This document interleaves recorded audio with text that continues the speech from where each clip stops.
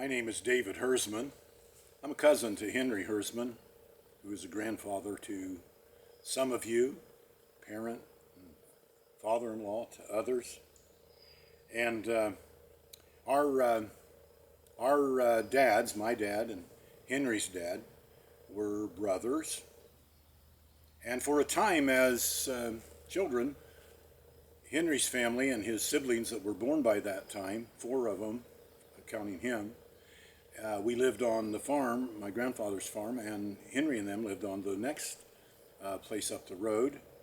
And so we spent a lot of time together with our cousins, and we had 2 other cousins living there at Grandpa's farm too. But so counting myself and those 8, I guess there were about 10 cousins in that vicinity that spent a lot of time together.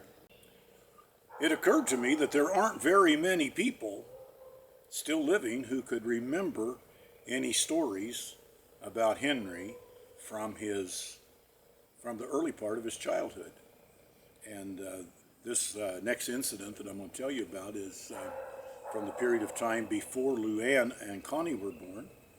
So in Henry's family there was Jimmy, who was called Little Jimmy, because he was younger than my brother, who was Big Jimmy. And then there was in their family Richard, and his age corresponded to mine. And then there was Henry and Jane. So this will be from that period of life, and I'll share this little story with you. We played a game, or not really a game, but an activity. We had an activity that we called Walk and Pretend. And so we had our imaginary steering wheels up here in front of us. And we would go driving everywhere and making the sounds of the cars and shifting gears and backing up even and turning the wheel. That's where we learned to back up so well. And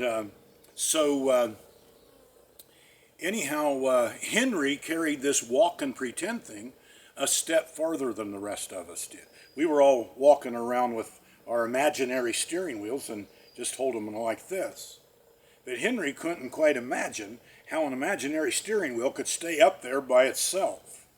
So the mechanical engineer that he is, he would reach in under the steering wheel and take a hold of the imaginary steering column. So he held his up that way and drove the wheel with just one hand. So anyhow, that's something I always remembered about Henry as a little boy.